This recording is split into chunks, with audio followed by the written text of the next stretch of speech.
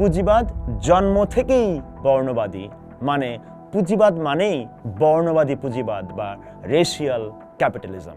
পুঁজিবাদের সঠিক নাম এটাই, রেশিয়াল ক্যাপিটালিজম। সামন্তবাদী ইউরোপের বর্ণক্রম থেকেই এর জন্ম। তারও আগে কালো দার্শনিক বিপ্লবী ফ্রান্স ফানো বলছিলেন, ঔপনিবেশিক প্রেক্ষাপট পৃথিবীকে ভাগ করে দেয়, কোনো গোষ্ঠী বা প্রজাতির অন্তর্ভুক্তি বা বহির্ভুক্তির ঘটনা নির্দিষ্ট করে দেয়।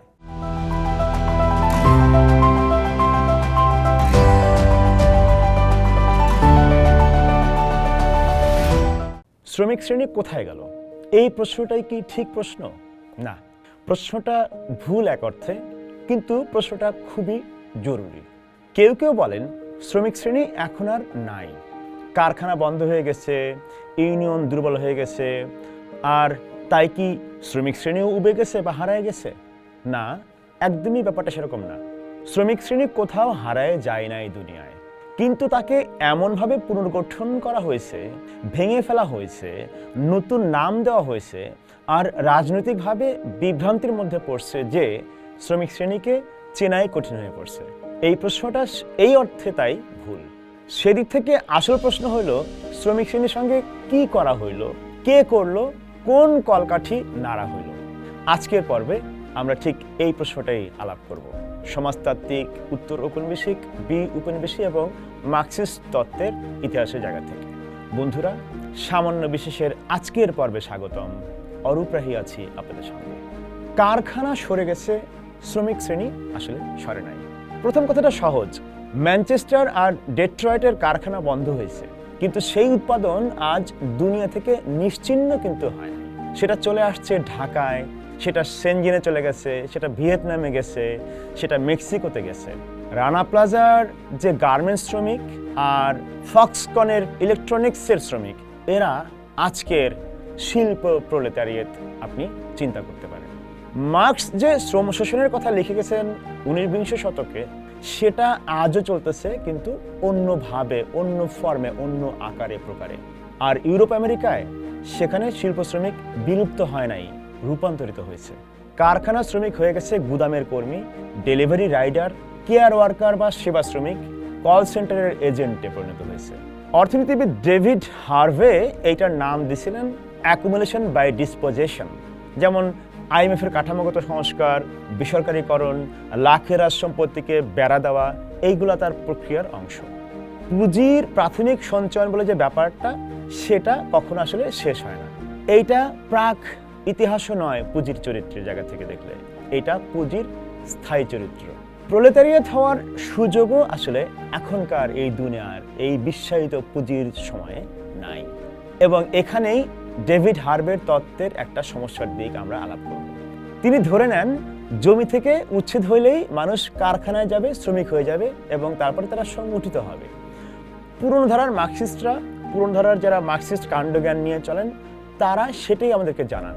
কিন্তু বাংলাদেশ, ভারত বা আফ্রিকার বাস্তবতা দেখায় সম্পূর্ণ আলাদা জিনিস। এখানে পশ্চিমবঙ্গের বাঙালি সমাজতাত্ত্বিক এবং অর্থনীতিবিদ কল্যাণ সেনালের কথা আজকে আপনাদের সঙ্গে আলাপ করব। তার আলাপ ছাড়া এই আলাপটা অসম্পূর্ণ থেকে যাবে। তার রিথিঙ্কিং ক্যাপিটালিস্ট ডেভেলপমেন্ট বইতে তিনি দেখান, উত্তর ঔপনিবেশিক পুঁজিবাদ বা পোস্ট কলোনিয়াল ক্যাপিটালিজম মানুষকে উচ্ছেদ করে, কিন্তু শোষণের জন্য শুষে নেয় না বা উচ্ছেদ হওয়া সবাইকে কারখানা বা শিল্প শ্রমিকে পরিণত করে না, বরং কারখানার জন্য একটা স্থায়ী অপ্রয়োজনীয় জনগোষ্ঠী তৈরি হয়। ঢাকার হকার, রিক্সা চালক, বস্তির অনিয়মিত শ্রমিক, রাইডার, এই সব মানুষ যারা প্রয়োজন অর্থনীতি বা নিড ইকোনমি বলে একটা কনসেপ্ট কল্যাণ সেনাল দেন, সেই নিড ইকোনমি বা প্রয়োজন অর্থনীতিতে বাস করেন। মার্কসের রিজার্ভ আর্মি, যেটা মার্কসিস্ট ধারণার মধ্যে পড়ে, মার্কসের রিজার্ভ আর্মি, এরা সেই রিজার্ভ আর্মি নন। কারণ এদের আর কারখানায় কোনোদিন ডাক আসবে না। হয়তো তাদের টিকিয়ে রাখা হয় মাইক্রো ক্রেডিট, রাষ্ট্রীয় ভর্তুকি, কর্মসংস্থান প্রকল্পের মধ্য দিয়ে, যা সমাধান নয়, ব্যবস্থাপনা। কিসের? ক্ষোভের, বিদ্রোহের, প্রতিরোধের এবং দারিদ্র্যের। কল্যাণ সেনালের ভাষায় এদের প্রোলেটেরিয়াত হওয়ারও সুযোগ নাই। রাষ্ট্রীয় কল্যাণের বা রাষ্ট্রীয় যেসব জনকল্যাণমুখী প্রকল্প থাকে সেই সব প্রকল্পের সামান্য বরাদ্দ দিয়ে তাদের বিদ্রোহ ঠেকায় রাখা হয়। মানে বাংলাদেশের মতন পোস্ট কলোনিয়াল পুঁজিবাদে ইউরোপীয় শিল্প বিপ্লবের মাধ্যমে হাজির হওয়া যে শ্রমিক শ্রেণীর রূপ আমরা দেখছিলাম সেইটা হাজির হবে না। শ্রমিক থাকবে, নিঃস্ব মানুষ থাকবে, রাইডার থাকবে, ইনফরমাল ইকোনমির অস্থায়ী কর্মী থাকবে, কিন্তু সেকালের পশ্চিমের মতো ফর্মাল রূপের সংগঠিত শ্রমিক শ্রেণী হিসেবে আর হয়তো শ্রমিক শ্রেণী হাজির হবে না বাংলাদেশের মতো সমাজে। এইবার আমরা মার্কসের জীবনের শেষের দিকে মার্কস এই শ্রমিক শ্রেণী এবং বিপ্লব নিয়ে কী ভাবছিলেন তার সামান্য ইশারা দিব এই অংশের আলাপে। বিংশ শতাব্দীর প্রধান মার্কসবাদী পাঠ ছিল একটা একরৈখিক এবং ইউরোকেন্দ্রিক পাঠ, যেমন ইতিহাস একটাই পথ বেয়ে চলবে, ইংল্যান্ডের যে শিল্প শ্রমিক সেই পথের আদর্শ নমুনা। কেভিন অ্যান্ডারসনের the late Marx revolutionary roads এই বইটাতে মার্কসের সেই পুরনো পাঠের মানে মার্কস সম্পর্কিত আমাদের পুরনো পাঠের ব্যাপারটাকে চ্যালেঞ্জ করে। রাশিয়া, ভারত, আয়ারল্যান্ড, আলজেরিয়া, উত্তর আমেরিকার আদিবাসী সমাজ নিয়ে মার্কসের শেষ জীবনের অপ্রকাশিত নোটবুক, মার্কসের নানান রচনার, মার্কসের নিজের হাতে করা সংস্কার এবং পরিমার্জন বা পরিবর্তনের দলিলপত্র ঘেঁটে কেভিন অ্যান্ডারসন দেখান যে প্রৌঢ় মার্কস সম্পূর্ণ ভিন্ন একটা তত্ত্ব গড়ে তুলতেছিলেন। 1881 সালে রুশ বিপ্লবী ভেরা জাসুলিসকে লেখা চিঠিতে মার্কস বললেন, পুঁজিবাদী বিকাশের যে একটা ঐতিহাসিক অনিবার্যতার ধারণা বা বাস্তবতা আমরা ইউরোপে দেখতে পাইছি তা কেবলই পশ্চিম ইউরোপের জন্য প্রযোজ্য। রাশিয়ার অফসিনা বা গ্রামীণ কমিউন সেটা পুঁজিবাদের মধ্য দিয়ে না গিয়েও সমাজতন্ত্রের সূচনা বিন্দু হতে পারে বলে মার্কস ভাবতেছেন শেষের দিকে এসে। বিপ্লব পশ্চিম থেকে পূর্বে আসবে না, উপনিবেশিত পরিধি থেকেও কেন্দ্রে আঘাত আসতে পারে বিপ্লবের। যেমন আয়ারল্যান্ড নিয়েও মার্কসের মত পাল্টে গেছিল। মার্কস বললেন, ইংরেজ শ্রমিক শ্রেণী নিজেকে মুক্ত করতে পারবে না যতদিন সে আয়ারল্যান্ডকে পদানত করে রাখবে। অ্যান্ডারসন আরও দেখাচ্ছেন, মার্কস মর্গানের আইরোকোয়া আদিবাসী সমাজের সমষ্টিগত অর্থনীতিকে সমাজতন্ত্রের পূর্বরূপ হিসেবে দেখতে চেষ্টা করতেছিলেন। সার কথা হলো, প্রৌঢ় মার্কস ছিলেন বহুরৈখিক, ইউরোকেন্দ্রিকতা বিরোধী, পরিবেশ সচেতন এবং নারীবাদী বাঁকের মার্কস, যাকে গোঁড়া যান্ত্রিক মার্কসবাদ চেপে রাখছিল এতদিন। বর্ণবাদ, জাতিবাদ আর উপনিবেশের ভূমিকা আলাপ করা ছাড়া শ্রমিক শ্রেণী নিয়ে আলাপ করা বৃথা। শ্রমিক শ্রেণী নিয়ে কিছুই বলা হয় না যদি আমরা এর উৎস, বিকাশ এবং বর্তমান হালের সাথে বর্ণবাদ, জাতিবাদ আর উপনিবেশের ভূমিকা আলাপ না করি।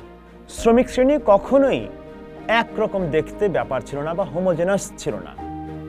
শ্রমিক শ্রেণী জন্ম থেকেই বর্ণ, লিঙ্গ, জাতি এবং ঔপনিবেশিক ক্রম বা হায়ারার্কি দিয়ে গড়া, বাইরে থেকে চাপানো বিভাজন সেখানে কাজ করে নাই ওই অর্থে। কালো দার্শনিক, যিনি ব্ল্যাক মার্কসিজম ধারার একজন প্রবক্তা, সেড্রিক রবিনসন দেখাইছেন, পুঁজিবাদ জন্ম থেকেই বর্ণবাদী, মানে পুঁজিবাদ মানেই বর্ণবাদী পুঁজিবাদ বা রেশিয়াল ক্যাপিটালিজম। পুঁজিবাদের সঠিক নাম এটাই, রেশিয়াল ক্যাপিটালিজম। সামন্তবাদী ইউরোপের বর্ণক্রম থেকেই এর জন্ম। তারও আগে কালো দার্শনিক বিপ্লবী ফ্রান্স ফানো বলছিলেন, ঔপনিবেশিক প্রেক্ষাপট পৃথিবীকে ভাগ করে দেয়, কোনো গোষ্ঠী বা প্রজাতির অন্তর্ভুক্তি বা বহির্ভুক্তির ঘটনা নির্দিষ্ট করে দেয়। আরেক বাঙালি বংশোদ্ভূত তাত্ত্বিক গার্গী ভট্টাচার্যের কথা এখানে একটু উল্লেখ করা দরকার। গার্গী ভট্টাচার্য সেড্রিক রবিনসনের চিন্তাকে আরও আগায় নেন। তার যুক্তি হইল, রেশিয়াল ক্যাপিটালিজম বা বর্ণবাদী পুঁজিবাদ হইল সংহতি ভাঙার কৌশল। পুঁজিবাদ এমনভাবে শোষণ সাজায় যাতে বিভিন্ন বর্ণের শ্রমিকরা নিজেদের শোষণকে আলাদা সমস্যা বলে মনে করে। রেশিয়াল ভাড়া, শিক্ষার ব্যয়, কাজের অনিশ্চয়তা, সব বর্ণের মানুষ ভুগতেছে এসবে, কিন্তু বর্ণগত পার্থক্য এই সাধারণ শোষণকে দৃশ্যমান হতে দেয় না। তিনি 4টা লেন্সে রেশিয়াল ক্যাপিটালিজম দেখান: কারাগার, সীমান্ত, ঋণ এবং প্ল্যাটফর্ম। মানে ধরা যাক অ্যামাজন বা উবার বা অন্যান্য অনলাইন প্ল্যাটফর্ম ভিত্তিক যে নতুন পুঁজি ব্যবসা ইত্যাদি। রুথ উইলসন গিলমোর বলেন, গণ কারাবন্দীকরণ হলো একটা শ্রেণীযুদ্ধ। শিল্প বিলোপের ফলে তৈরি হওয়া উদ্বৃত্ত জনগোষ্ঠীর ব্যবস্থাপনার হাতিয়ার এই গণ কারাবন্দীকরণ। আর পোস্ট কলোনিয়াল ক্যাপিটালিজমে বাংলাদেশ বা ভারত বা আফ্রিকার মতো উত্তর উপনিবেশিক পুঁজিবাদে সেসবেরই বৈশ্বিক মাত্রা এবং স্থানীয় মাত্রা আমরা চালু থাকতে দেখব যদি আমরা পর্যবেক্ষণ করি। এবার জাপানি দার্শনিক কোজিন কারাতানির আলাপ। কোজিন কারাতানি জিজ্ঞেস করেন, কেন শ্রমিকরা এত সহজে এক হইতে পারে না? তার দ্য স্ট্রাকচার অফ ওয়ার্ল্ড হিস্ট্রিতে তিনি দেখান, পুঁজি, জাতিরাষ্ট্র ও জাতীয়তাবোধ বা জাতীয়তাবাদ মিলে তৈরি করে একটা বোরোমিয়ান গিট। তিনটা বলয় এমনভাবে আটকানো যে একটা খুলতে গেলে বাকিগুলো আরো শক্ত হয়ে যায়।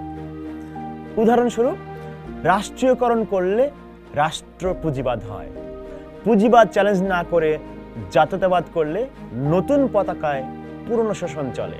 গার্গী ভট্টাচার্যের চার মাত্রা যদি আমরা এখন কারাতানির মডেলে মেলাই, তাহলে দেখব সীমান্ত হলো রাষ্ট্র যা সেবা করতেছে পুঁজিকে, অভিবাসন আইন শ্রমবাজার নিয়ন্ত্রণ করে, বিভাজন করে, জাতীয়তাবোধ দিয়ে বর্ণায়িত শ্রমিককে বিভক্ত করে।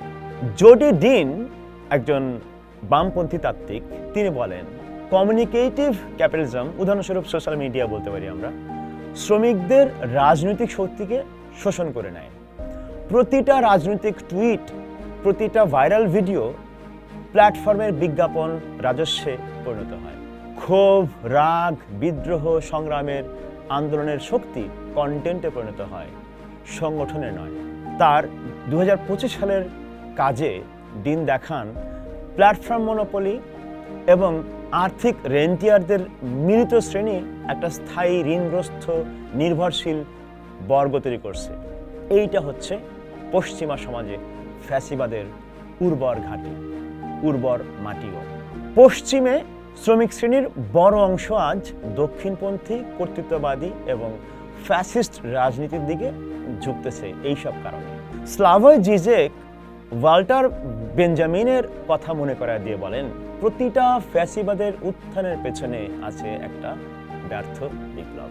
গার্গী ভট্টাচার্যের ধারণা এখানে যুক্ত করে বলা যায়, শ্বেতাঙ্গ শ্রমিকের শ্বেত জাতীয়তাবাদী পরিচয়ে নিজেকে বাধাটা বিভ্রান্তি নয়, এইটা বর্ণবাদী পুঁজিবাদ বা রেশিয়াল ক্যাপিটালিজমের পরিকল্পিত ফল, পরিকল্পিত ব্যবস্থা। পশ্চিমের ফ্যাসিবাদ তার আদর্শিক রাজনৈতিক প্রকাশ এবং ফলাফল। এতক্ষণ আলাপে আমরা দেখলাম শ্রমিক শ্রেণী যেখানে যেভাবে থাকবার কথা সেখানেই আছে, সেইভাবেই আছে। প্রশ্ন হইল, আমরা দেখতে চাইতেছি কিনা, দেখার উপায় কি আছে আমাদের হাতে, এবং আমরা কিভাবে দেখতেছি তার উপর ব্যাপারটা নির্ভর করতেছে। শিল্প বিপ্লবের শ্রমিক শ্রেণীর রূপে আর দুনিয়ায় কোথাও শ্রমিক শ্রেণী নাই। শ্রমিক শ্রেণী আছে ঢাকা, চট্টগ্রামের গার্মেন্টস কারখানায়, বার্মিংহামের গুদামে, লাগোসের ডেলিভারি নেটওয়ার্কে, হংকংয়ের গৃহকর্মীর ঘরে, উপসাগরীয় দেশের অভিবাসী শ্রমিক শিবিরে, ঢাকার অনানুষ্ঠানিক বা ইনফরমাল বা নিড ইকোনমিতে, প্ল্যাটফর্ম ইকোনমিতে চাকরি ঝুঁকিতে থাকা কর্মী হিসেবে। আছে পশ্চিমে ঋণগ্রস্ত শিক্ষার্থীর মধ্যে, সীমান্ত পেরিয়ে আসা মানুষের মধ্যে।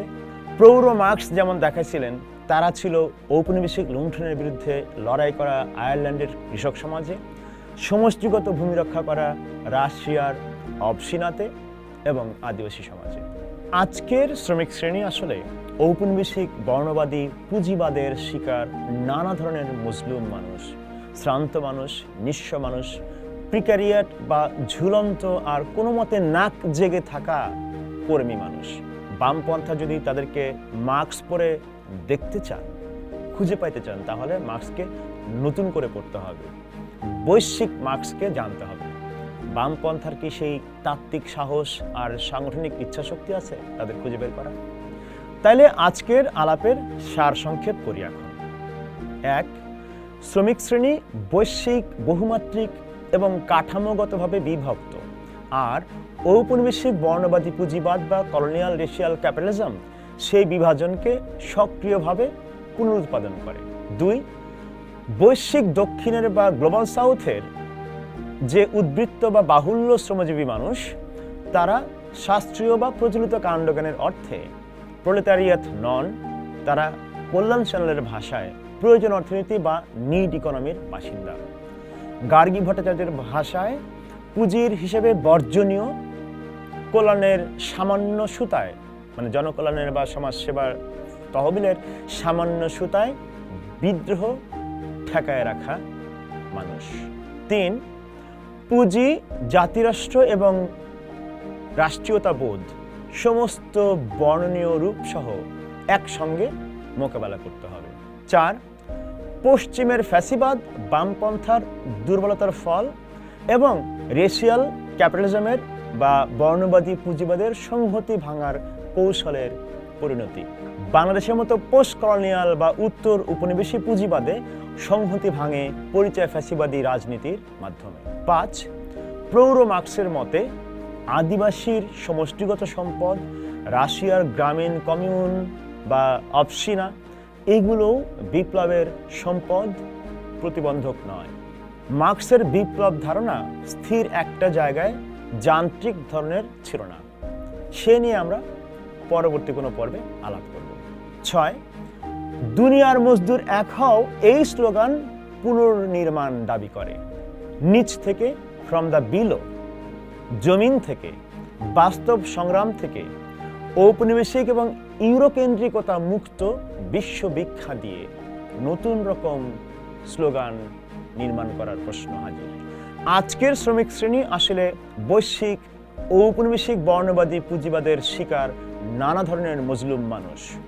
শিল্প বিপ্লবের মডেল শ্রমিক শ্রেণী দিয়ে যাকে চেনা যায় না, কিন্তু আজকেও ঔপনিবেশিক বর্ণবাদী পুঁজিবাদের কেবল ফর্মাল শ্রমিক না, সমাজের সবাই মুষ্টিমেয় সুবিধাভোগী বাদে এই পুঁজিবাদের শিকার। পুঁজিবাদের শিকার মজলুম মেজরিটি। এই মেজরিটির মুক্তির প্রশ্ন আজকের ফর্মাল ইনফর্মাল প্রান্তিক নিঃস্ব শ্রমিকের অধিকার, মর্যাদা, সম্মানের প্রশ্ন, এবং সেটা মুষ্টিমেয়েরও মুক্তির প্রশ্ন, সম্মান এবং মর্যাদার প্রশ্ন।